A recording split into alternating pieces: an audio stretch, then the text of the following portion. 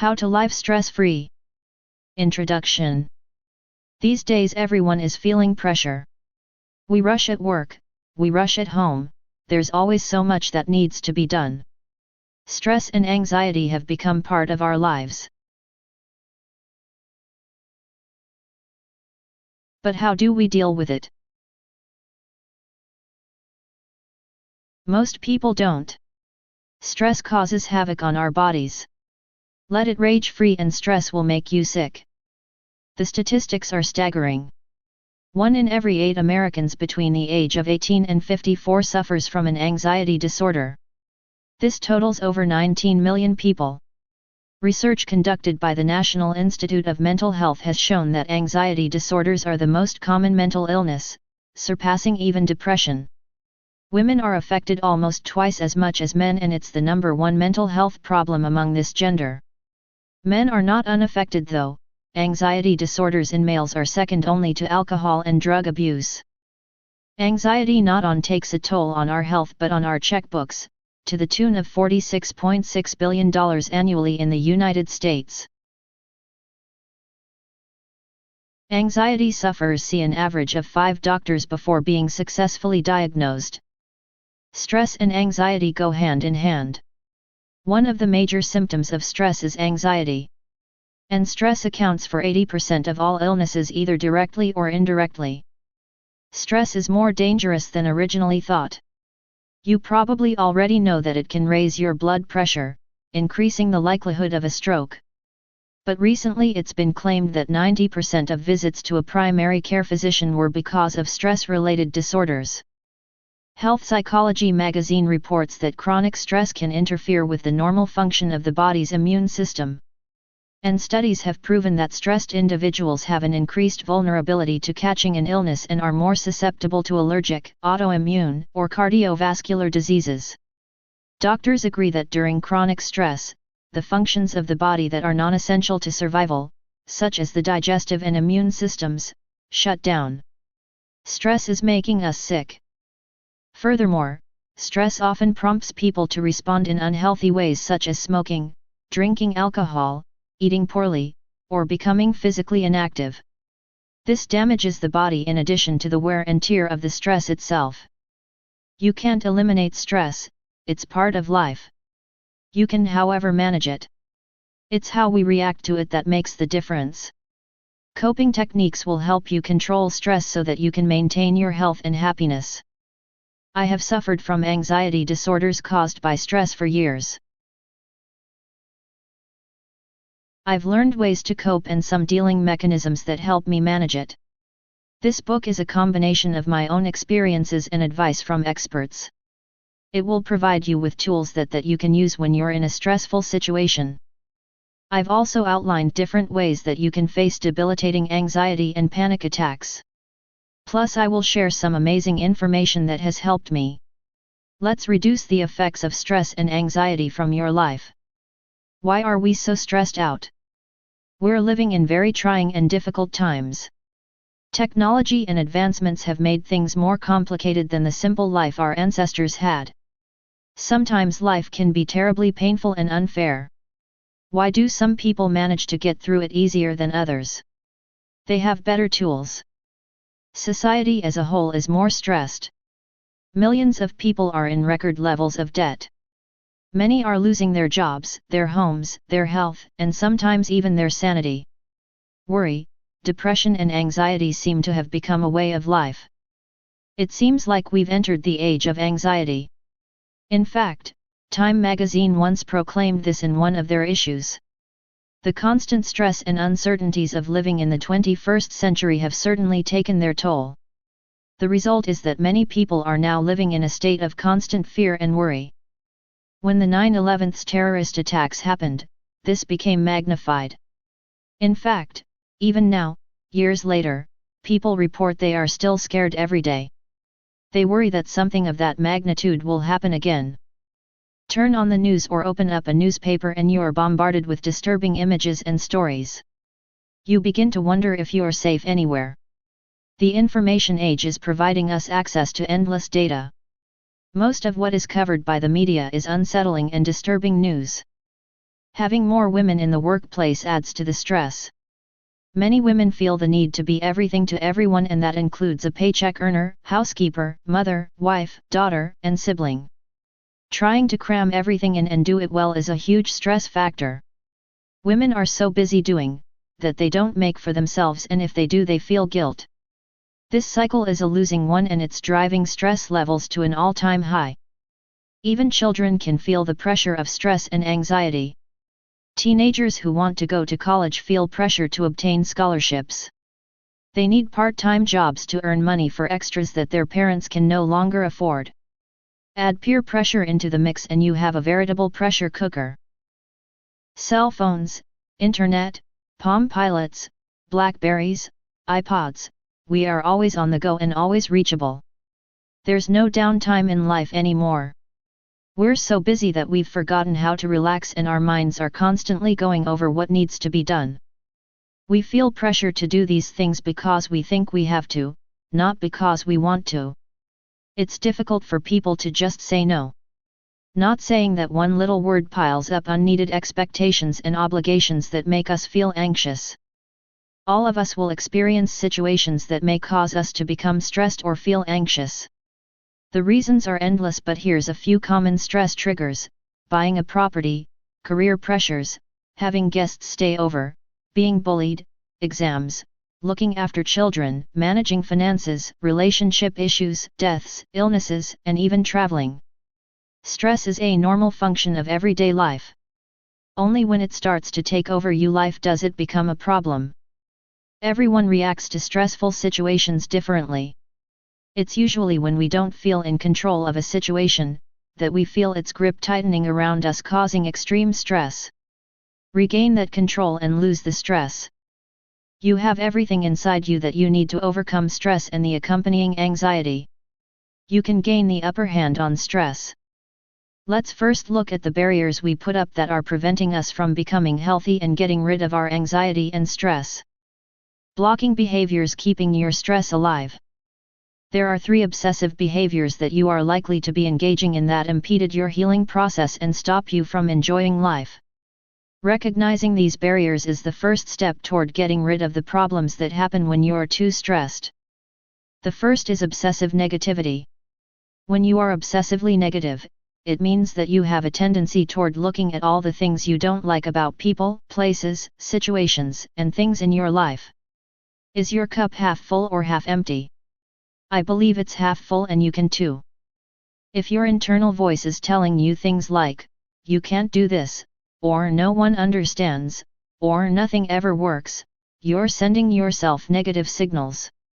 You may be doing this unconsciously, so you need to tune into this voice. It could be holding you back from knowing what it's like to view life from a positive lens and enjoy the beauty in yourself and people around you. There's a whole world out there for you, with happiness and positive thinking. Then you have obsessive perfectionism. When you engage in obsessive perfectionism, you are centered on trying to do everything just so, to the point of driving yourself into an anxious state of being. You may find yourself making statements such as, "I have to do this right," or "I'll be a failure," or "If I am not precise, people will be mad at me or won't like me." Again, this behavior may be totally under the threshold of your awareness, but it interferes greatly with your ability to enjoy things without feeling uptight and stressed. Finally, there is obsessive analysis. When you are obsessed about analyzing things, you find yourself wanting to rehash a task or an issue over and over again. For instance, you might find yourself making statements such as, "I need to look this over, study it, and know it inside and out, or else I can't relax," or "If I relax and let things go without looking them over repeatedly, things go wrong." While analytical thinking is an excellent trait, if it's done in excess, you never get to stop and smell the roses because you're too busy trying to analyze everything and everyone around you. Gaining insight into this type of behavior is one of the most important keys to letting go of stress, and getting complete power over your anxiety. If you find yourself engaging in any of the above blocking behaviors, there are 2 things you can do to help yourself. First, ask the people you know, love, and trust, "Am I negative about things? Do I complain a lot, and am I difficult to be around? This may be hard for you to listen to, as the truth sometimes hurts. But the insight you will get from others' assessment of you is invaluable. You'll know precisely how others see you. Accept their comments as helpful information, and you'll gain insight about yourself. Second, keep a journal to write down and establish patterns of when you are using blocking behaviors. Even if you are not thrilled with the idea of writing, you can make little entries into a notebook or journal each day. The great part is that you'll begin to see patterns in your behavior that reveal exactly what you're doing to prevent yourself from curing your anxiety. We'll give you some great stress-busting techniques later in the book, but you need to recognize these blockages first so you can move into the healing stage and conquer your stress and anxiety. Many people think that stress and anxiety is the same thing. This couldn't be further from the truth. Stress or anxiety. Contrary to popular belief, there is a difference between stress and anxiety. Stress comes from the pressures we feel in life, as we are pushed by work or any other task that puts undue pressure on our minds and body. Adrenaline is released, extended stay of the hormone causes depression, a rise in the blood pressure and other negative changes and effects. One of these negative effects is anxiety. With anxiety, fear overcomes all emotions accompanied by worry and apprehension, making a person a recluse and full of jitters. Other symptoms are chest pains, dizziness, and shortness of breath and panic attacks. Stress is caused by something happening in your life now. Anxiety is stress that continues after that stressor is gone. Stress can come from any situation or thought that makes you feel frustrated, angry, nervous, or even anxious. What is stressful to one person is not necessarily stressful to another.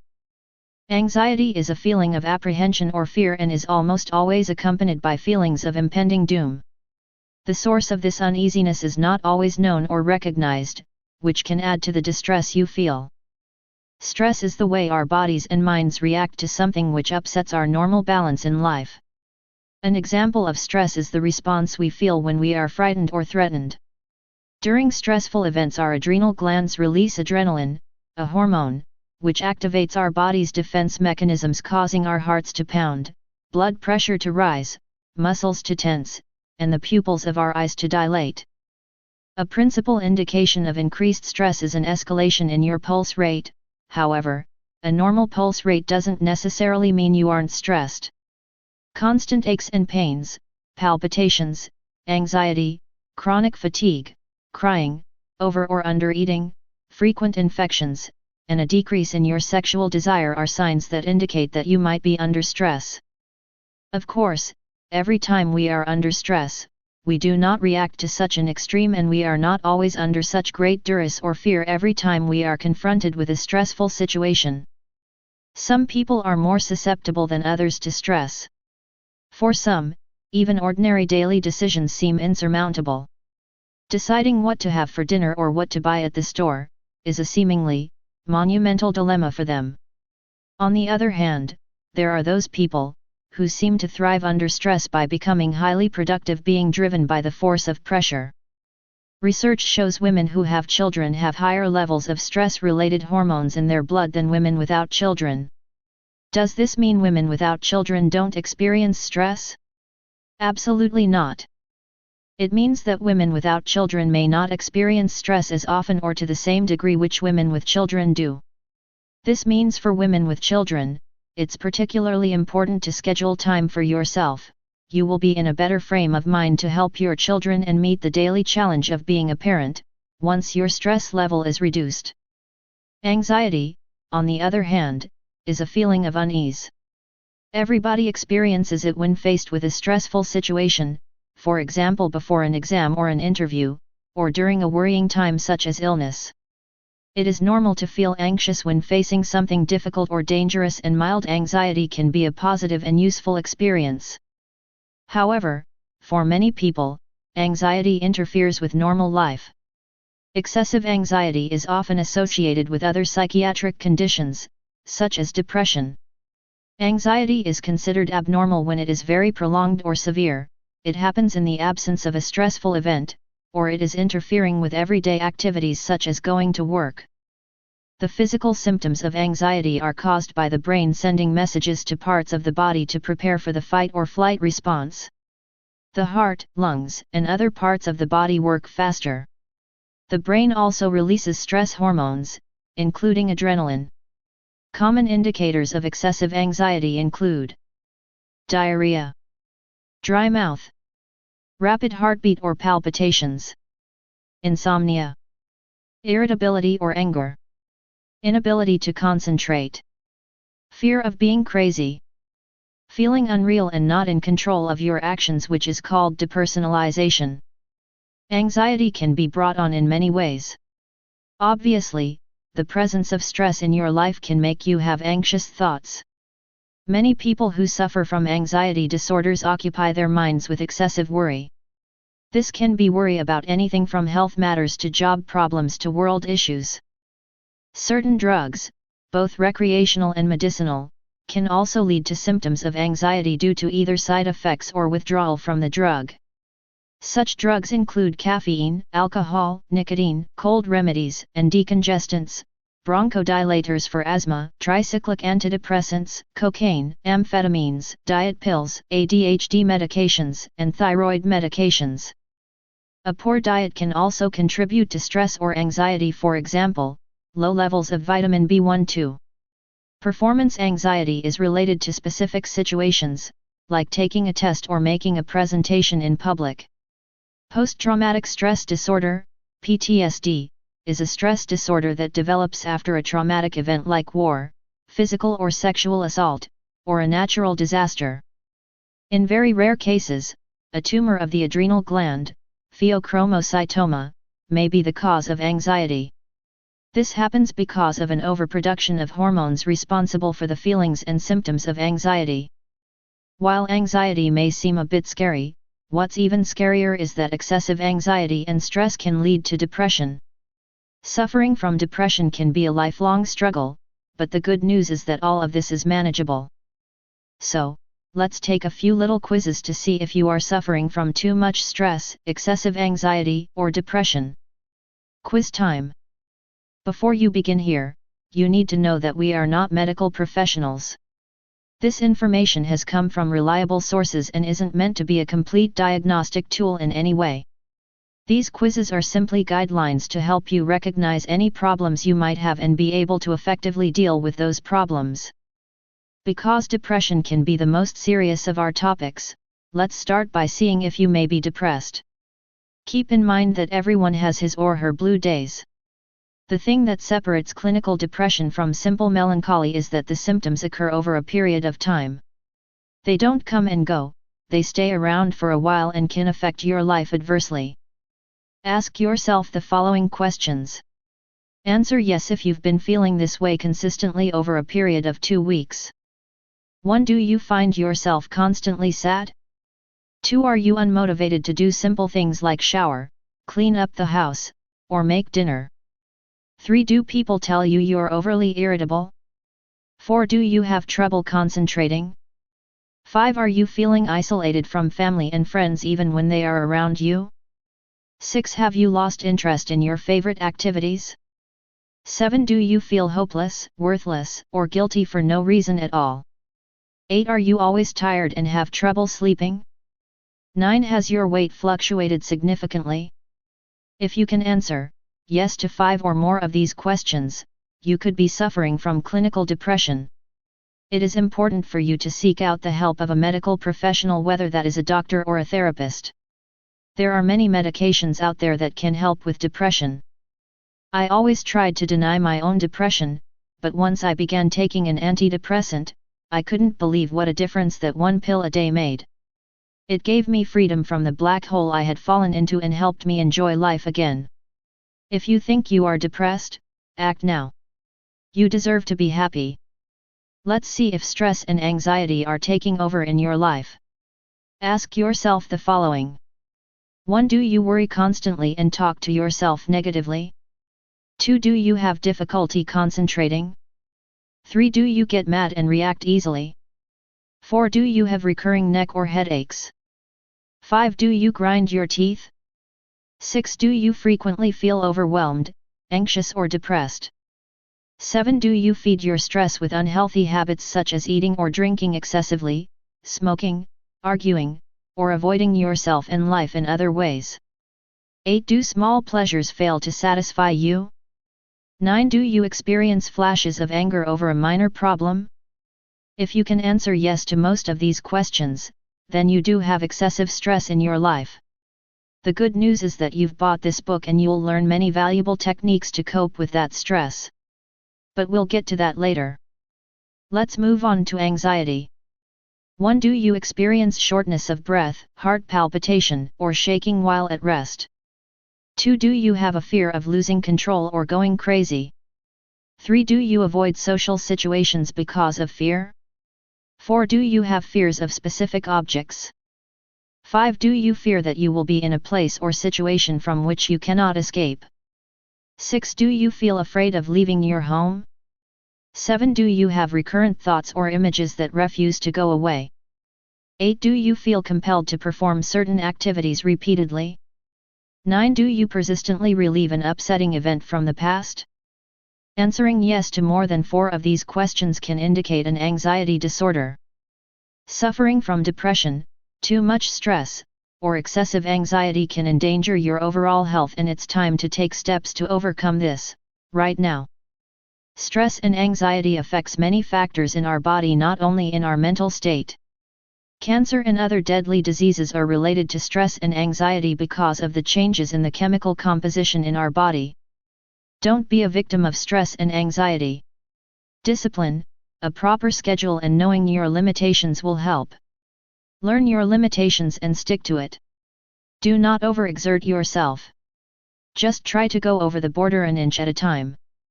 You can lead a productive, successful and fulfilling life and career without endangering your health. Living with anxiety will slowly kill you while driving your family and friends away. Stress and anxiety can lead to panic attacks, which can be a serious situation. Let's explore that subject a little more. Panic attacks. One of the unfortunate outcomes from suffering from excessive stress and anxiety is a physical reaction of your body to the situation. It's like your body is telling you that you need to rest for a moment. Except when you're having a panic attack, it's anything but restful. I had my first panic attack while my husband and I were driving home from a football game. We were about 30 miles from our home when I began to feel a bit off. I was having trouble breathing, my body felt disconnected, and my heart was beating at what seemed like 90 miles an hour. I pulled the van off to the side of the highway and got out hoping to walk it off. But that didn't work. No matter what I tried, I couldn't catch my breath. I felt like I was dying. I remember saying over and over again, "Please not now. I'm not ready." It was horrifying. The good news, I wasn't dying. But that night was the beginning of a terrible journey for me. Stress had taken over my life and was now affecting my entire body. Since then, I have had many panic attacks and I've learned how to recognize that one is coming and how to control it. Let's look at the signs of an impending panic attack. Palpitations. A pounding heart, or an accelerated heart rate. Sweating. Trembling or shaking. Shortness of breath. A choking sensation. Chest pain or discomfort. Nausea or stomach cramps. Derealization, a feeling of unreality. Fear of losing control or going crazy. Fear of dying. Numbness or a tingling sensation in your face and limbs. Chills or hot flashes. You would be surprised at how many people go to the hospital emergency room completely sure that they're having a heart attack only to find out that it's a panic attack. They're that intense. It's very difficult for your loved ones to imagine or even understand what you are going through when you have a panic attack.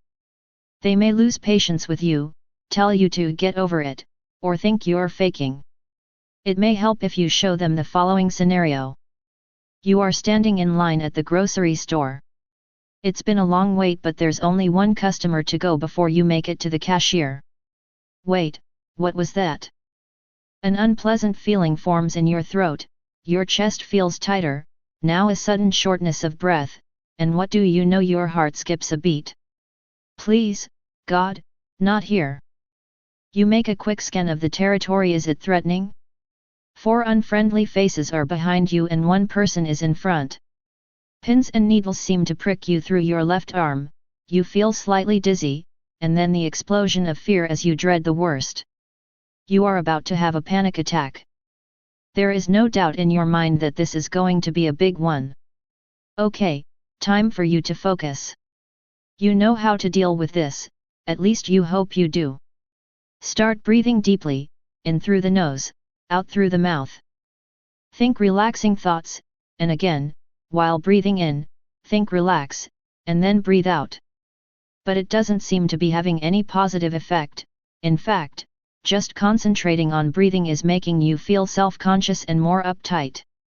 Maybe if you just try to relax your muscles. Tense both shoulders, hold for 10 seconds, then release. Try it again. Nope, still no difference. The anxiety is getting worse and the very fact that you are out of coping techniques worsens your panic. If only you were with a family member or close friend, then you could feel more confident in dealing with this situation. The adrenaline is pumping through your system, your body is tingling with uncomfortable sensations. You feel like you are losing complete control of your emotions. No one around you has any idea of the sheer terror you are experiencing. For them, it's just a regular day and another frustratingly slow line at the grocery store. You realize you are out of options. It's time to run. You excuse yourself from the line looking embarrassed as it is now that it is your turn to pay. The cashier looks bewildered when you leave your shopping behind and stroll towards the door. There is no time for excuses, you need to be alone. You leave the supermarket and get into your car to ride it out alone. You wonder whether or not this one was the big one. The one you fear will push you over the edge mentally and physically. 10 minutes later the panic subsides. It's only 11 o'clock in the morning, how in the world can you make it through the rest of your day? If you suffer from panic or anxiety attacks, the above scenario probably sounds very familiar. It may have even induced feelings of anxiety and panic just reading it. In fact, it was difficult for me just to write it. The particular situations that trigger your panic and anxiety may differ. Maybe the bodily sensations are a little different. What's important to realize is that panic attacks are very real to the people who are having them and they should never be pushed off to the side. I remember one evening at home when I was by myself watching one of my favorite television programs. I thought I was in a safe place. There was no obvious trigger and I felt completely relaxed. Out of nowhere, I began having symptoms of a panic attack. The 4 walls of my living room were closing in around me. I couldn't breathe and felt like I was dying. I stepped out on my front porch for some fresh air and began deep breathing exercises. The symptoms eventually went away, but it left me wondering why exactly I had that attack. There was no obvious reason, no stressful situation, and no indicator that a panic attack might be impending. That's the strange thing about panic. Sometimes your mind can play tricks on you. Even when you think you're in no danger of having a panic attack, your brain might be feeling differently. That's the scary part.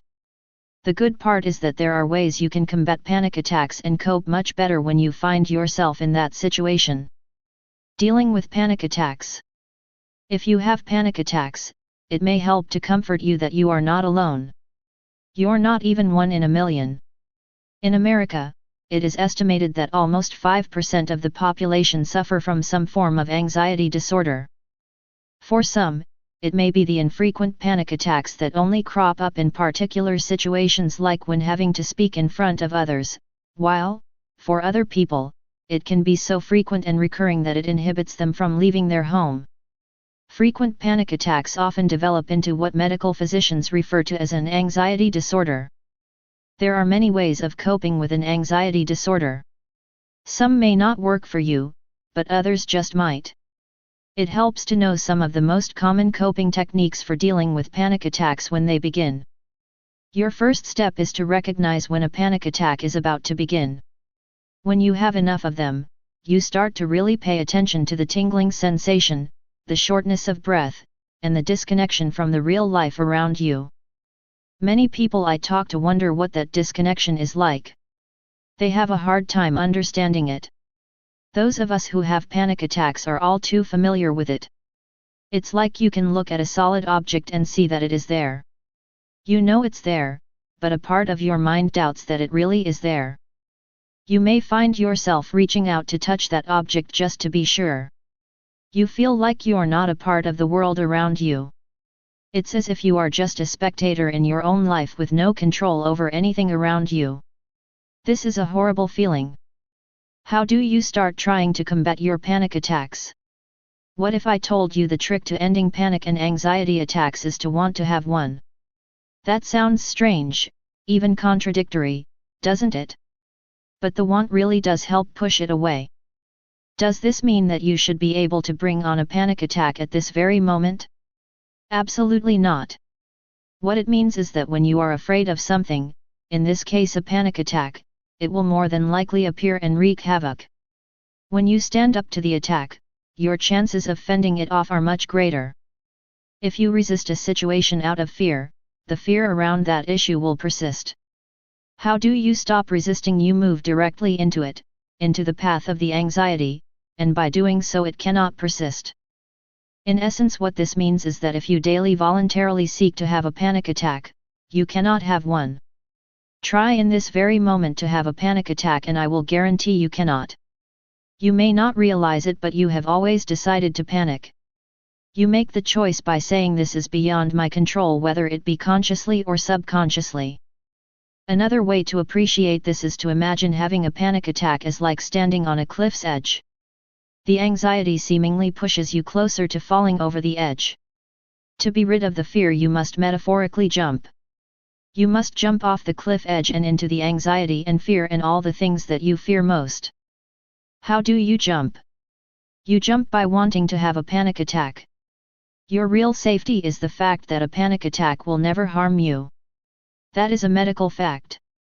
Anxiety causes an imbalance in your life whereby all of the mental worry creates a top-heavy sensation. All of your focus is moved from the center of your body to the head. Schools of meditation often like to demonstrate an example of this top-heavy imbalance by showing how easily the body can lose its sense of center. The key to overcoming panic attacks is to relax. That's easy to say but difficult to do. A good way to do this is to concentrate on your breathing, making sure it is slow and steady. One of the first signs of a panic attack is difficulty breathing, and you may find yourself panting to catch a breath. When you focus on making those breaths even, your heart rate will slow down and the panic will subside. Breathing more slowly and deeply has a calming effect. A good way to breathe easier is to let all the air out of your lungs. This forces your lungs to reach for a deeper breath next time. Continue to focus on your out breath, letting all the air out of your lungs, and soon you'll find your breathing is deeper and you feel calmer. Ideally, you want to take the focus off the fact that you are having a panic attack. Try to press your feet, one at a time, into the ground. Feel how connected and rooted they are to the ground. An even better way is to lie down with your bottom near a wall. Place your feet against the wall, your knees are bent, and press your feet one at a time into the wall. If you can breathe in as you press your foot against the wall, and breathe out as you release it, it will be more effective. You should alternate between your feet. Do this for 10 to 15 minutes or until the panic subsides. Use all of your senses to take full notice of what you see, hear, feel, and smell in your environment. This will help you to remain present. Panic is generally associated with remembering upsetting events from the past or anticipating something upsetting in the future. Anything that helps keep you focused in the present will be calming. Try holding a pet, looking around your room and noticing the colors, textures, and shapes, listening closely to the sounds you hear, call a friend, or smell the smells that are near you. Many people strongly advocate aromatherapy to deal with panic and anxiety. Lavender can have an especially calming and soothing effect when you smell it. You can find essential oil of lavender at many stores. Keep it handy and take a sniff when you start feeling anxious. Try putting a few drops of lavender essence oil into some oil, olive or grapeseed oil will do, and rub on your body. Keep a prepared mixture in a dark glass bottle for when you need it. You can even prepare several bottles, with a small one to carry with you. Other essential oils known to help panic and panic attacks are helichrysum, frankincense, and marjoram. Smell each of them, and use what smells best to you, or a combination of your favorite oils mixed in olive or grapeseed oil. You may want to prepare yourself before a panic attack happens. When you're not in a panicked state, make a list of the things that you're afraid will happen. Then write out calming things that tell you the opposite of your fears. Then you can repeat these things to yourself when the panic starts to come.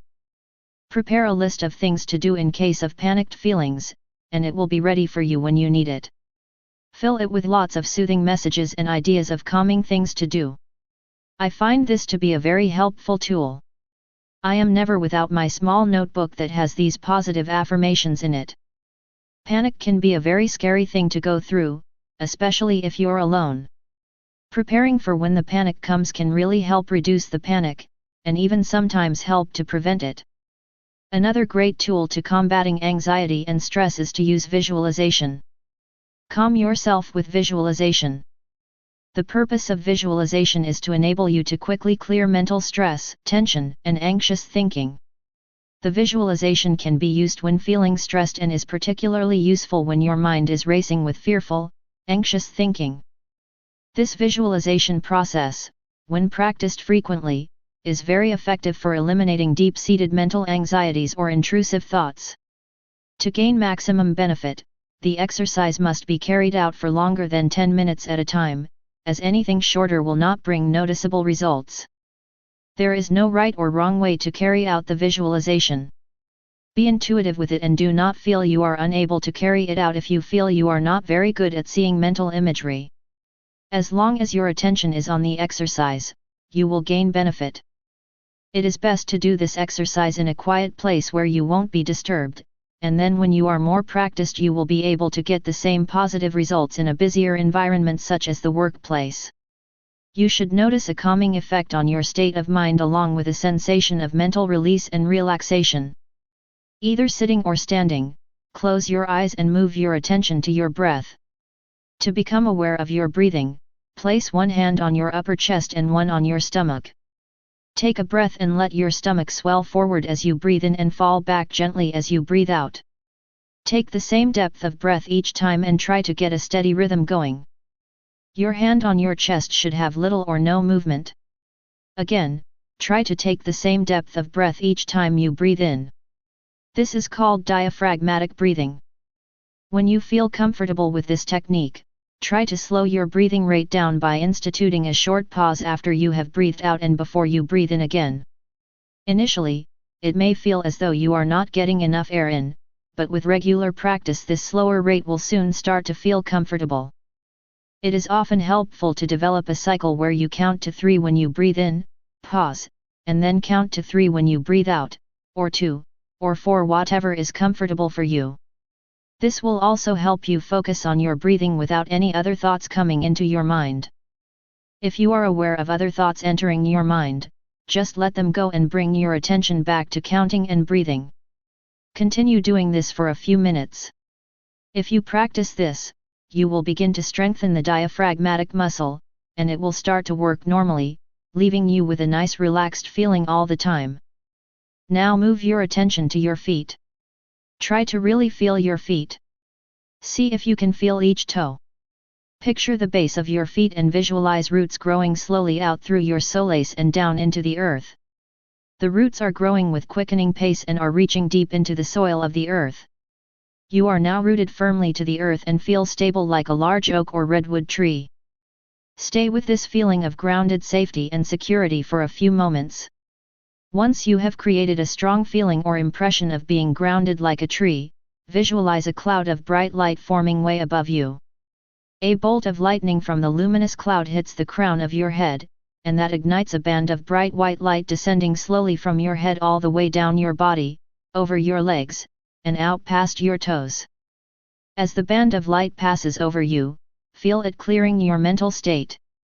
It is illuminating your mind and clearing any disturbing or stressful thoughts that you may have been thinking about. Repeat this image 4 or 5 times until you feel a sense of clearing and release from any anxious thinking. In finishing, see yourself standing under a large, luminescent waterfall. The water is radiant and bubbling with vitality and life. As you stand under the waterfall, you can feel the water run over every inch of your body, soothing you and instilling within you a sense of deep calm. Try to taste the water. Open your mouth and let it run into your mouth, refreshing you. Hear it as it bounces off the ground around you.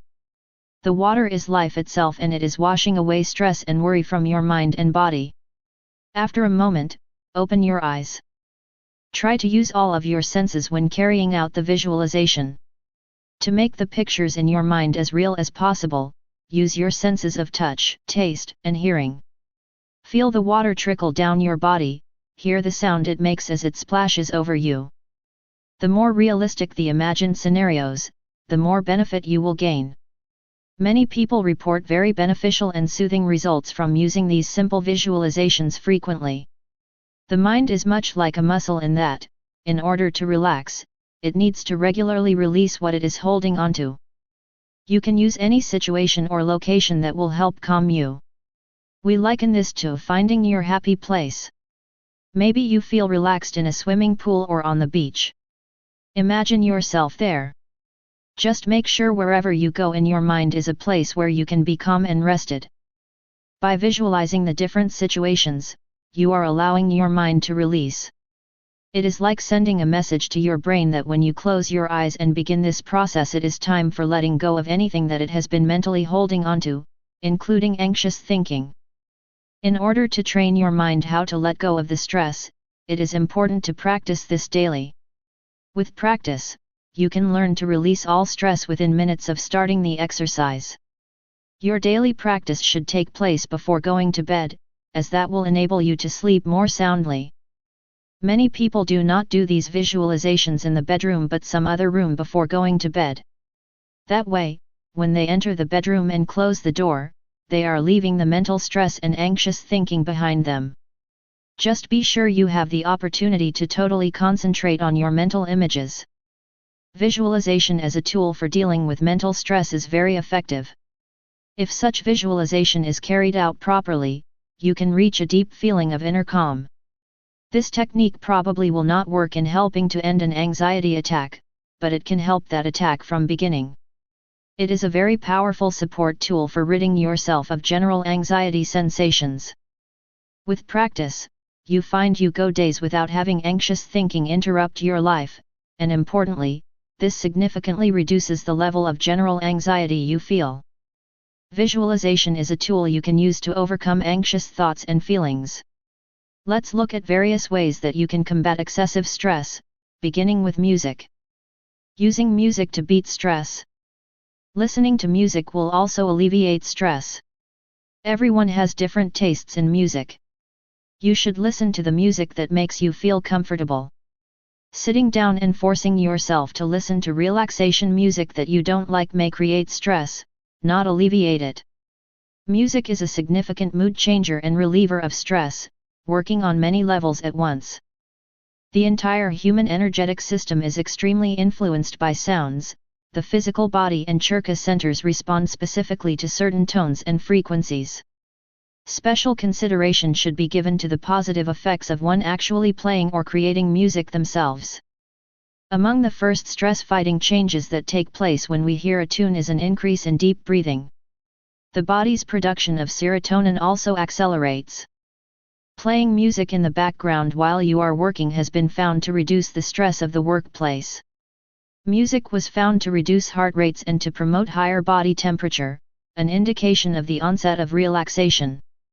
Combining music with relaxation therapy was more effective than doing relaxation therapy alone. Many experts suggest that it is the rhythm of the music or the beat that has the calming effect on us, although we may not be very conscious about it. When in our mother's womb, we were influenced by the heartbeat of our mother. We respond to the soothing music at later stages in life, perhaps associating it with the safe, relaxing, protective environment provided by our mother. Music can be one of the most soothing or nerve-wracking experiences available. Choosing what will work for any individual is difficult. Most will choose something they like instead of what might be beneficial. In doing extensive research on what any given piece of music produces in the physiological response system, many unexpected things were found. Many of the so-called meditation and relaxation recordings actually produced adverse EEG patterns, just as bad as hard rock and heavy metal. The surprising thing was many selections of Celtic, Native American as well as various music containing loud drums or flutes were extremely soothing. The most profound finding was any music performed live and even at moderately loud volumes, even if it was somewhat discordant, had very a beneficial response. As we mentioned before, no single music is a good fit for everyone. People have different tastes. It is important that you like the music being played. I recently picked up a rest and relaxation CD that has done wonders for me. It has the sounds of the ocean in the background while beautiful piano music plays. I find this very soothing.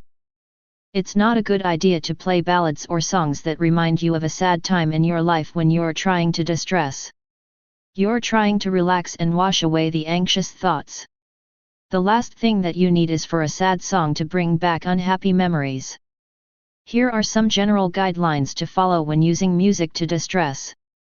To wash away stress, try taking a 20-minute sound bath. Put some relaxing music on, then lie in a comfortable position on a couch or on the floor near the speakers. For a deeper experience, you can wear headphones to focus your attention and to avoid distraction. Choose music with a slow rhythm, slower than the natural heartbeat, which is about 72 beats per minute. Music that has repeating or cyclical pattern is found to be effective in most people. As the music plays, allow it to wash over you, rinsing off the stress from the day. Focus on your breathing, letting it deepen, slow and become regular. Concentrate on the silence between the notes in the music. This keeps you from analyzing the music and makes relaxation more complete. If you need stimulation after a day of work, go for a faster music rather than slow calming music. Turn up the volume and dance. It doesn't matter if you can actually dance. Just move along with the music and do what feels good. You'll be shocked at the release you can feel. When going gets tough, go for a music you are familiar with, such as a childhood favorite or favorite oldies. Familiarity often breeds calmness. Take walks with your favorite music playing on your iPod or MP3 player. Inhale and exhale in tune with the music. Let the music take you. Combining exercise, imagery, and music is a fantastic stress reliever. Listening to the sounds of nature, such as ocean waves or the calm of a deep forest, can reduce stress. Try taking a 15 to 20-minute walk if you're near the seashore or a quiet patch of woods. If not, you can buy tapes of these sounds in many music stores. Another great relaxation technique is self-hypnosis. Self-hypnosis for stress. You can also practice self-hypnosis on your own. Find a quiet place where you can fully relax and listen to your inner voice. Don't try to make something happen, just let your mind listen and relax. A large part of achieving a hypnotic state is to allow it to happen naturally. Don't watch for certain signs or signals that you might be in a hypnotic state. If you look for these signs, you won't be able to fully relax and gain the benefits of self-hypnosis. There are lots of different ways to experience hypnosis. Although, no two people will have exactly the same experience, everyone will find the hypnotic state pleasant. There are no bad trips in hypnosis. Keep in mind that self-hypnosis is a skill, and that you will continue to get better at it. The more experienced you become, the more powerful self-hypnosis is. Set up a schedule of practice, allowing yourself between 10 and 30 minutes of uninterrupted time. If possible, practice during the best part of your day, at a time when you are least likely to be disturbed by others. Most people find it best to practice lying down, in a comfortable position, with as few distractions as possible. If you are bothered by noise while you practice, you can try to block it out with some other source of sound. You can try stereo music in the background, or white noise if you like. If, like most people, you don't have a white noise generator, Try tuning a radio receiver between stations. The static you get when you do that is similar to white noise. However, this takes an older or cheaper FM receiver without a noise suppressor. Sometimes AM tuners can be used for this.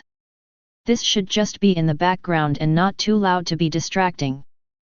The basic divisions of a hypnotic induction are relaxation, deepening, suggestion application, and termination. 1. Relaxation. Your first job in the hypnotic induction is to slow the juices down and get yourself relaxed. But don't try to force your mind to relax. If you get yourself physically relaxed, your mind will follow. Relaxation, really deep relaxation, is an ability that most people have either lost or never developed. Some people can do it quite easily, though. They just let go of their tensions and let every part of their body become limp and relaxed. If you are one of these people, begin your self-hypnosis practice by getting nicely relaxed. Take your time. This is not something you want to rush. The time involved for the relaxation phase of your self-hypnosis induction can vary from half an hour to just a few seconds. It is an important part of the induction and should not be slighted.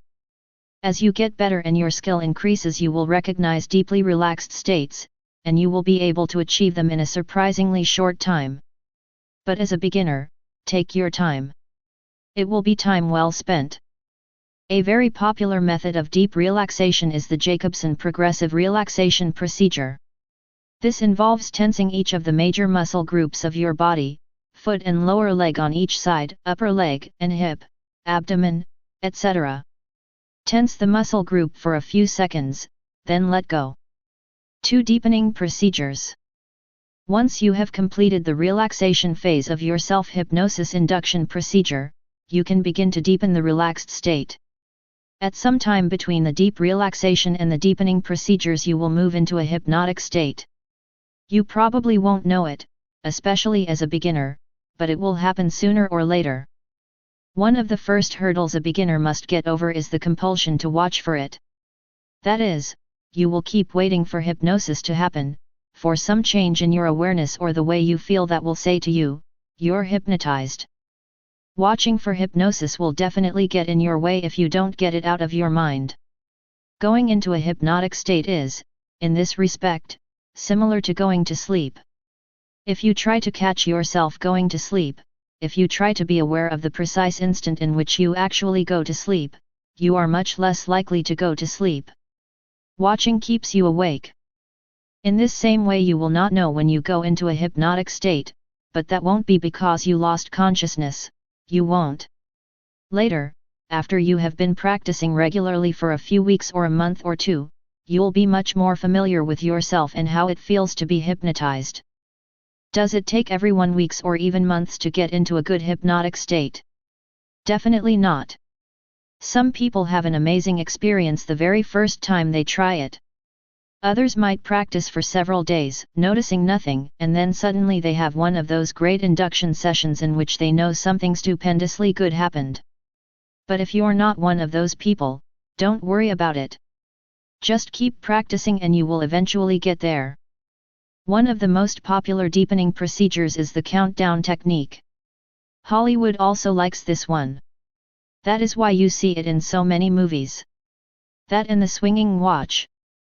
To use the countdown technique, you simply start counting downward from, say, 20, or 100, or whatever. Adjust the countdown number to what feels right to you after you have practiced a few times. Imagine that you are drifting deeper with each count. Other images and thoughts will probably intrude themselves as you count. That is natural. Just gently brush them aside, continuing with your counting. The speed with which you count down should be natural, not too fast, not too slow. For most people, this means counting at a rate of about 1 count for each 2 or 3 seconds. Do it at a rate that feels comfortable and relaxed to you. Some people like to tie the count with their breathing. As they drift deeper, their breathing slows down, so their counting also slows down. Don't count out loud, just think your way down the count. You want to avoid as much physical involvement and movement as possible. 3. Suggestion application in self-hypnosis. Once you have reached the end of your deepening procedure, you are ready to apply suggestions. What you have done during the relaxation and deepening procedures is increase your suggestibility. That is, you have opened up your subconscious mind at least a little bit to receive your suggestions. This works because of the particular, and peculiar, characteristics of the subconscious part of your mind. The most common and easiest way to apply suggestions is to have them worked out ahead of time, properly prepared, worded, and memorized. It should not be too difficult to remember them because they should be rather short and you are the one who composed them.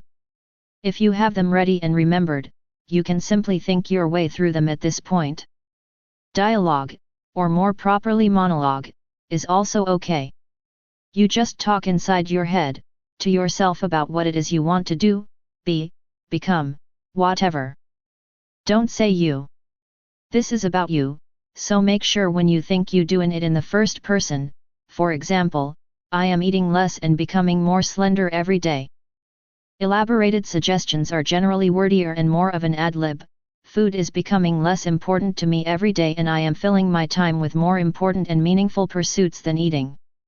It is getting easier and easier to pass up desserts and other fattening foods and so on. Generally speaking, the most effective kind of suggestion is image suggestion. Image suggestions usually do not use language at all. You can liken this to seeing yourself in a calm, relaxed state while in the middle of a chaotic situation. Actually see yourself in your mind's eye. Although people sometimes see immediate results from their suggestions, it is more likely to take a little time for them to kick in. So don't be impatient. On the other hand, if you have not begun to see some results within, say, a couple of weeks, you need to change your suggestions.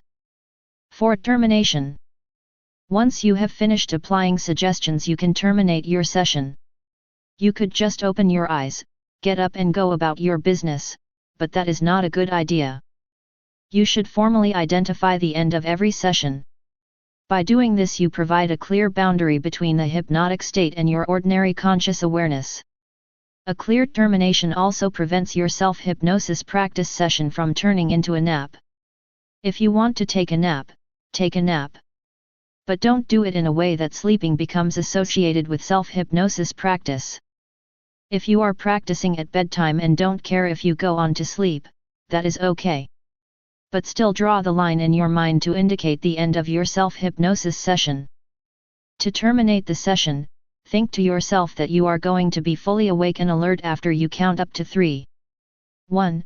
I'm beginning to come out of it, moving toward a waking state. 2. I'm becoming more alert, getting ready to wake up. 3. I'm completely awake. Self-hypnosis can work wonders when it is practiced on a regular basis. You'd be amazingly surprised at the level of relaxation you can get to. Now we'll move on to stress management techniques. Stress management. We know that stress is a part of life and there's no getting away from it. In fact, some stress is good stress. It can motivate you to do things you would not do in a relaxed state. Stress can make you brave enough to go forward when normally you would hesitate. You have to be resilient in order to effectively cope with stress and help it enhance your life instead of control it.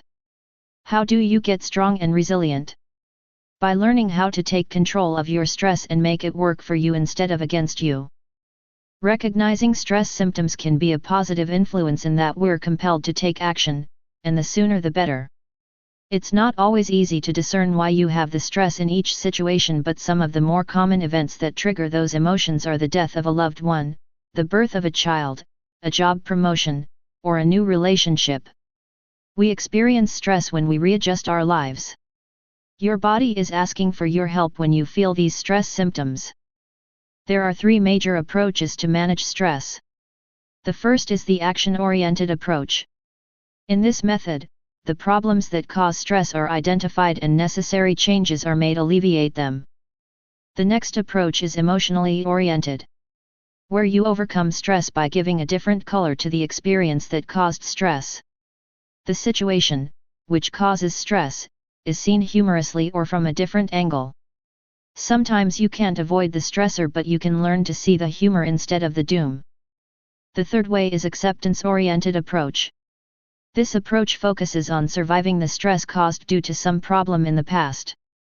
The first stress management tip is to understand the root cause of your stress. No one understands your problem better than you do. A few minutes spent to recognize your true feelings can completely change the situation. During this process, identify what triggered the stress. Share this with a loved one if you can. If you are overstressed and feel you are going to collapse, take a deep breath and count to 10. This pumps extra oxygen into your system and rejuvenates the entire body. When under severe stress, meditate for a moment and pull out of the current situation for a little while. Stand up from your current position and stretch yourself. Soon you will find that the stress has lessened. This is because you have relaxed. Relaxation is the best medicine for stress. Smiling is another form of stress management. If you are at the workplace, just stand up and smile at your colleague in the far corner. You will see a change in your mood. You can also invent your own stress management tips. The basic idea is to identify the cause of stress and to pull out from it for a moment and then deal with it. Taking a short walk and look at nature can be another stress reliever. Drinking a glass of water or playing small games are simple stress management techniques. The whole idea is change the focus of attention. Then when you return to the problem, it does not look as monstrous. Here are 5 quick steps you can take toward relieving stress. 1. Don't just sit there. Move. According to many psychologists, motion creates emotion. When you are idle, it's easier to become depressed. Your heart rate slows down, less oxygen travels to your brain, and you are slumped somewhere in a chair blocking air from reaching your lungs. Right now, regardless of how you are feeling, get up and walk around at a fast tempo. Even jump up and down a little bit. It may sound silly, but the results speak for themselves. Try it for a few minutes. It works like magic. Exercise can be a great stress buster. People with anxiety disorders might worry that aerobic exercise could bring on a panic attack. After all, when you exercise, your heart rate goes up, you begin to sweat, and your breathing becomes heavier. Don't panic, it's not an attack. Tell yourself this over and over while you're exercising. Realize that there's a big difference between the physical side of exercise and what happens when you exercise. 2. Smell the roses. Go on that trip you've been dreaming about. Visit an old friend. Paint a picture. Just do something for yourself. It'll jolt your imagination and spur your creativity and help you detach from your daily routine. 3. Help others cope with their problems. It is very therapeutic when you engross yourself in helping others. You will be surprised how many people's problems are worse than yours. You can offer others assistance in countless ways. Don't curl up in your bed and let depression take hold of you. Get out and help somebody. But be careful. Don't get caught up in other people's problems in an attempt to forget about your own. 4. Laugh a little. You've heard that laughter is a good internal medicine. It relieves tension and loosens the muscles. It causes blood to flow to the heart and brain. More importantly, laughter releases a chemical that rids the body of pains. Every day, researchers discover new benefits of laughter. Let me ask you this question: can you use a good dose of belly-shaking laughter every now and then? Of course you can. What you are waiting for? Go a comedy club or rent some funny movies. 5. Wear your knees out.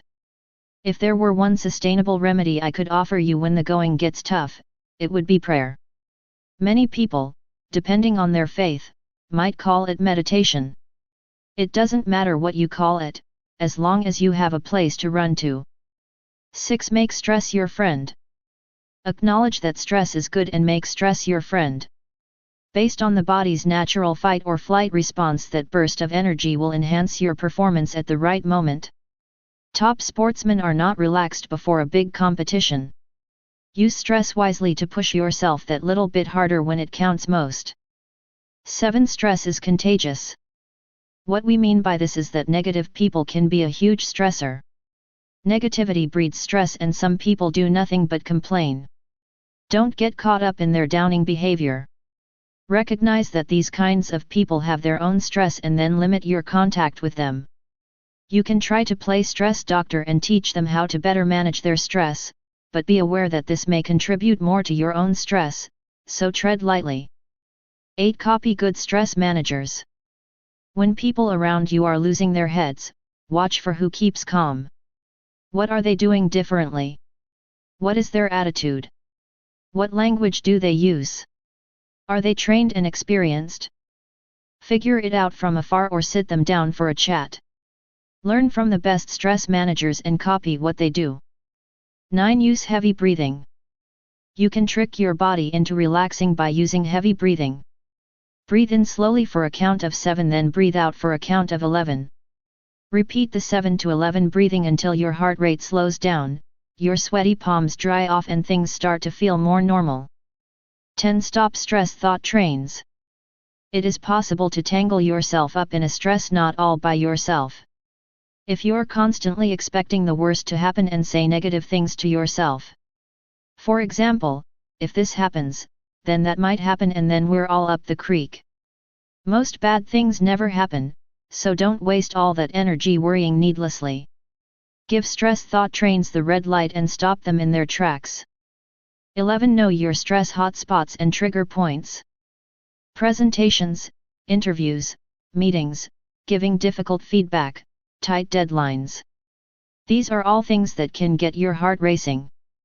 Make your own list of stress trigger points or hot spots. Be specific. Is it only presentations to a certain audience that get you worked up?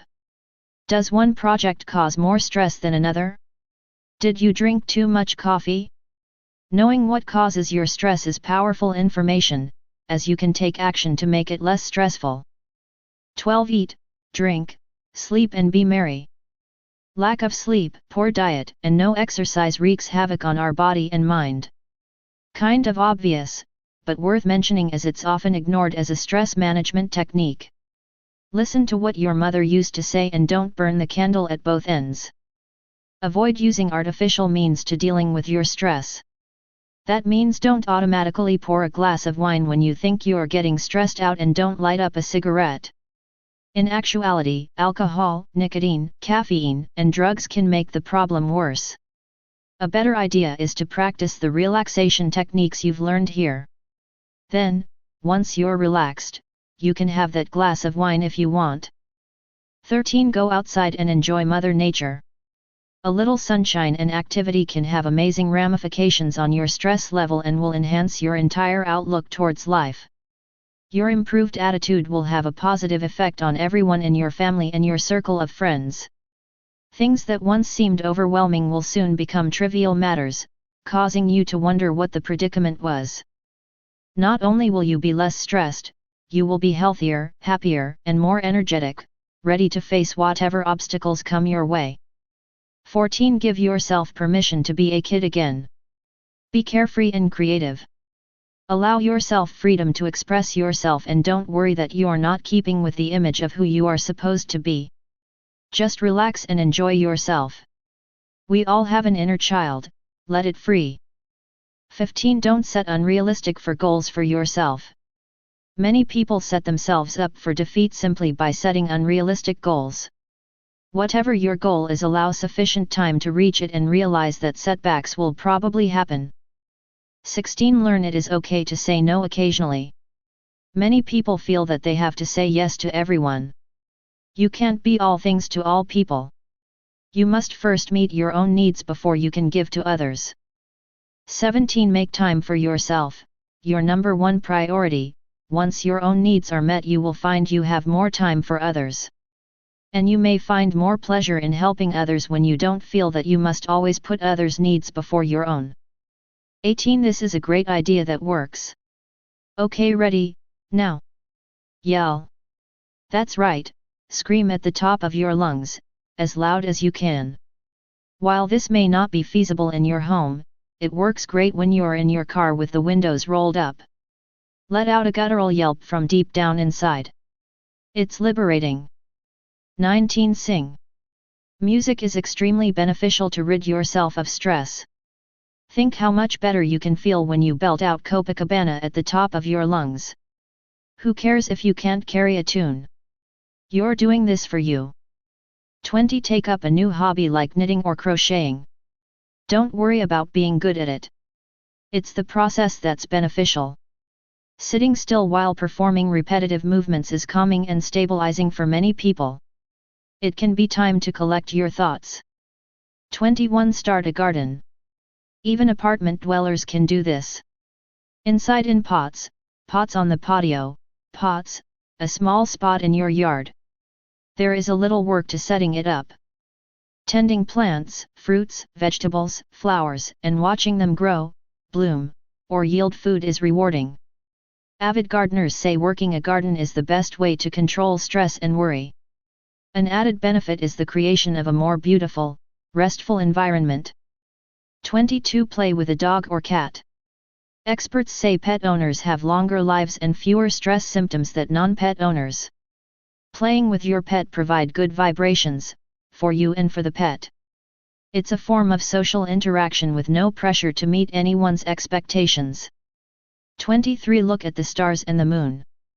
It can be a very humbling experience to lay on a blanket with your hands behind your head and gaze up into the night sky. It's more than humbling, it's downright beautiful and relaxing. 24. Treat yourself to some comfort food. But be careful, or overeating could become your big stressor. Enjoy in moderation and you'll feel better. 25. Swing. Remember the feeling of sitting inside that little piece of leather on the playground as you sway back and forth and feel the wind whipping through your hair? Do that. If you don't have a swing in your yard, go to a playground and remember to pump your legs back and forth to see how high you can go. 26. Take a candle-lit bubble bath. Even men will benefit from a warm bath bathed in the soft glow of candlelight. Lay your head back, feel the bubbles and the warm water, and let your stress go right down the drain. Now you have 26 ways to relax and distress. You can come up with your own ways as well.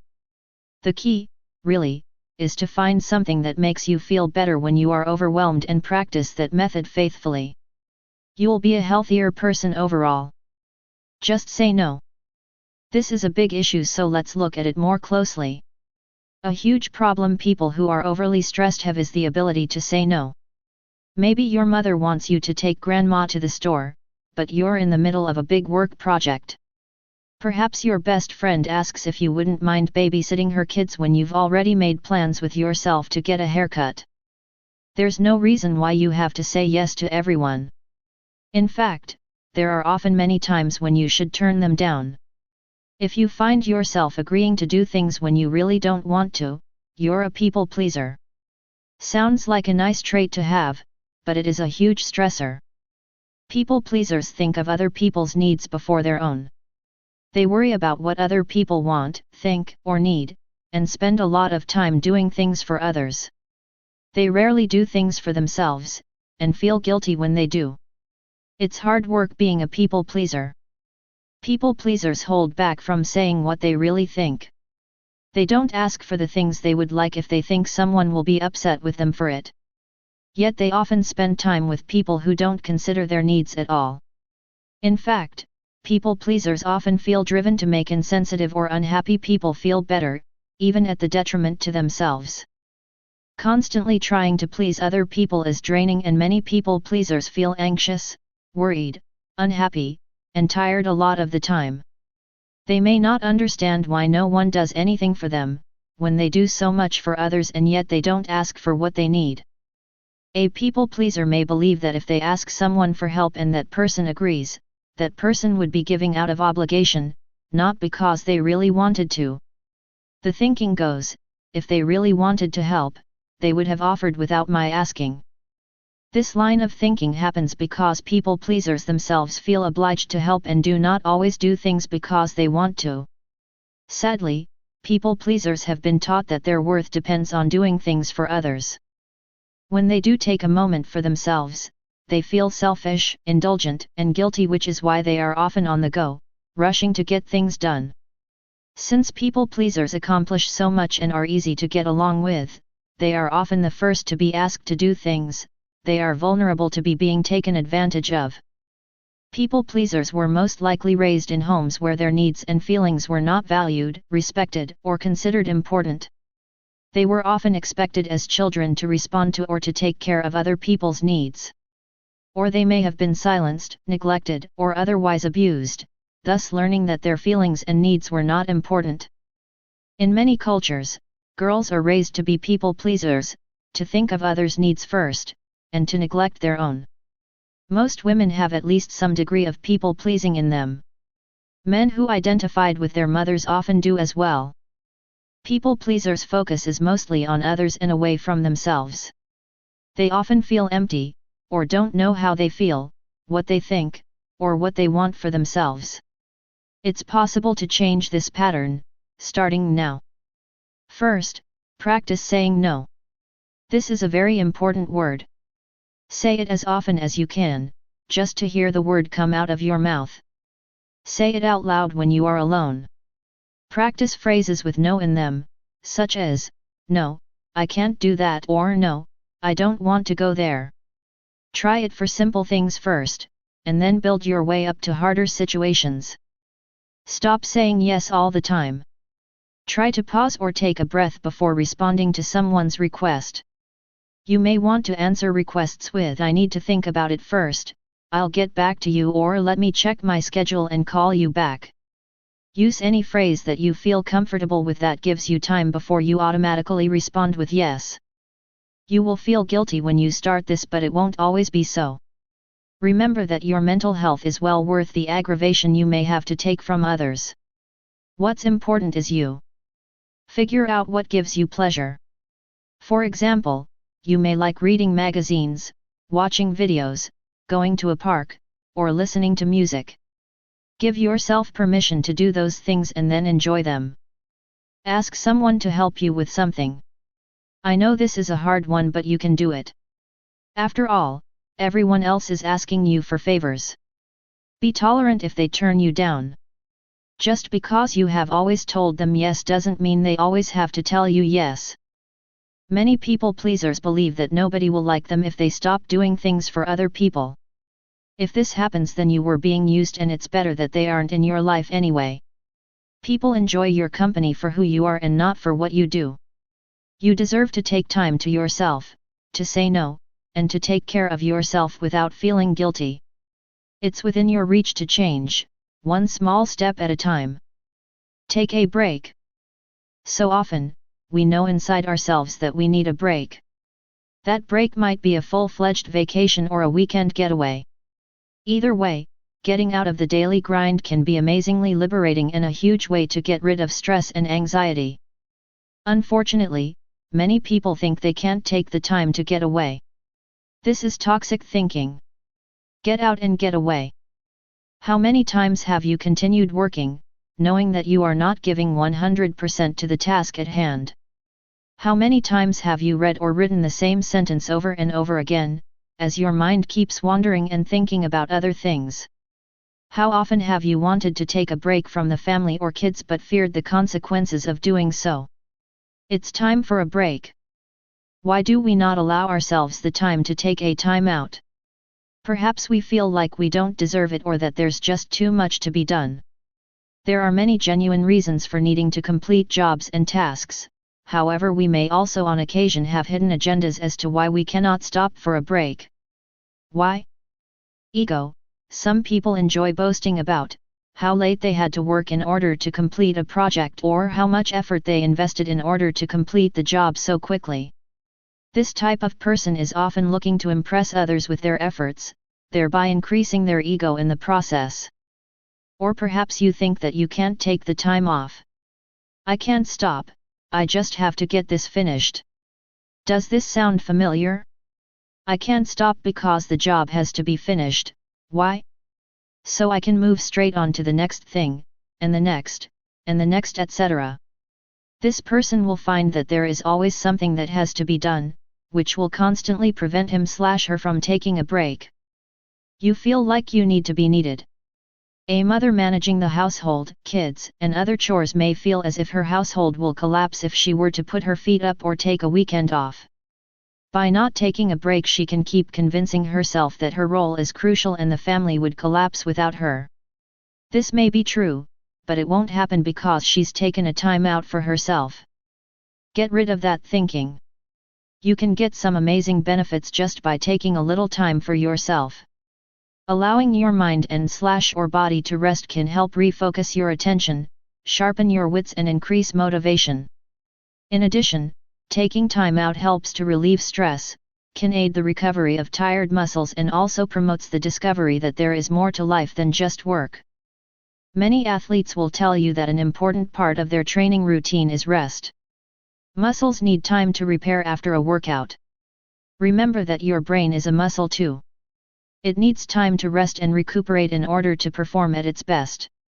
By giving your brain time off, you'll be able to better concentrate. Tasks that you once struggled with will be easier. A break can be anything from a 10-minute meditation session to a trip around the world, and anything in between. A break needs to take your mind off the everyday tedium of life. When you take this rest, you absolutely cannot feel guilty about it. You need this time off, so enjoy it. You'll be a better mother, father, wife, or husband for it. If you're feeling tired, unmotivated, or just in need of a rest, don't be a martyr or look negatively at this. You may actually find that in reality, allowing yourself a break will actually help you ultimately become more efficient and effective in every part of your life. Plus, you'll get the badly needed recharging of your batteries that you need and sorely deserve. Work can probably be one of the most stressful places to be. You might think that none of these techniques can help you when you're around your coworkers. You couldn't be more wrong. Relaxing at work. Some of the suggestions in this book can certainly be practiced at work. Here's a tried and true method to help you relax at work. First and foremost, find a place to sit. Sit up straight with your back against the back of your chair, your feet flat on the floor, and your hands resting lightly on your thighs. If possible, close your eyes. You may do the exercise without closing your eyes, but closing your eyes will help you relax a bit more. Do not clench your eyes shut. Let your eyelids fall naturally. Breathe in slowly through your nose, counting to 5. Hold the breath for a count of 5. Breathe out slowly, counting to 5. Repeat. This exercise is performed by tensing and holding a set of muscles for a count of 5, and then relaxing the set of muscles for a count of 5. When you tense each muscle set, do it as hard as you can without hurting yourself. When you release the hold, be as relaxed as possible. Begin by tensing your feet. Do this by pulling your feet off the floor and your toes toward you while keeping your heels on the floor. Hold for a slow count of 5. Release the hold. Let your feet fall gently back. Feel the relaxation. Think about how it feels compared to when you tensed the muscles.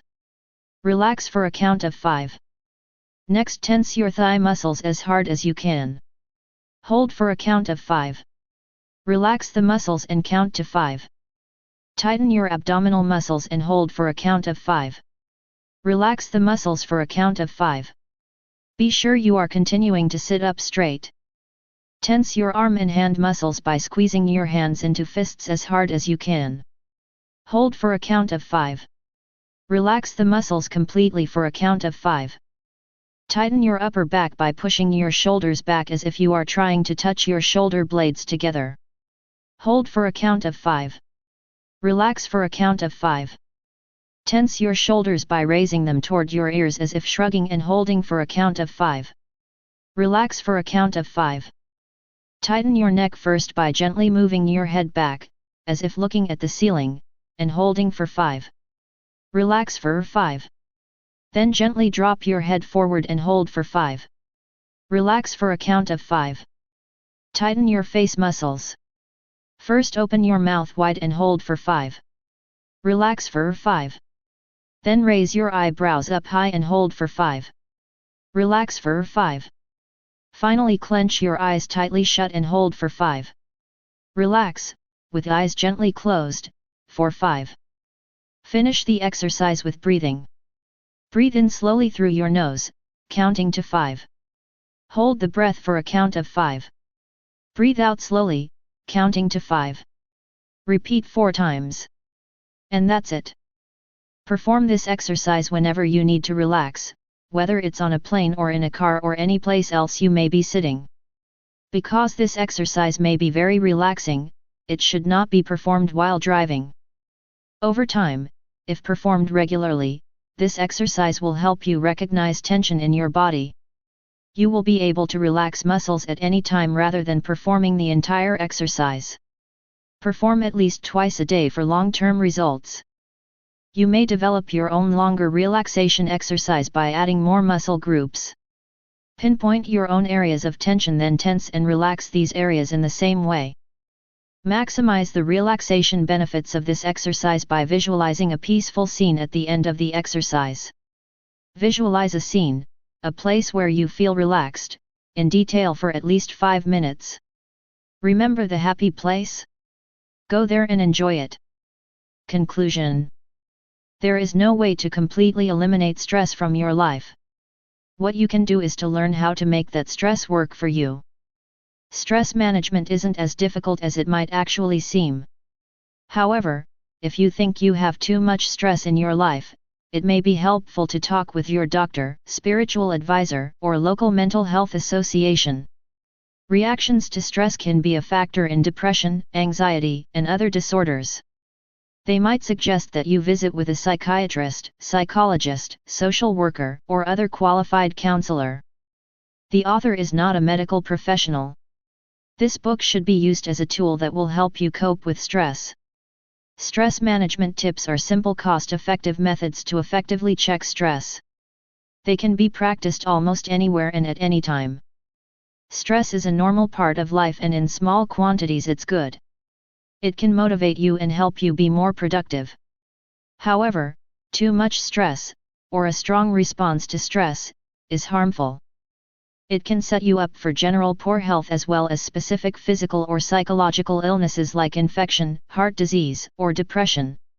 Persistent and unrelenting stress often leads to anxiety and unhealthy behaviors like overeating and abuse of alcohol or drugs. Just like causes of stress differ from person to person, what relieves stress is not the same for everyone. In general, however, making certain lifestyle changes as well as finding healthy, enjoyable ways to cope with stress helps most people. Above all, remember that you are in no way alone in this battle. There are hundreds of thousands of people out there who feel overwhelmed too.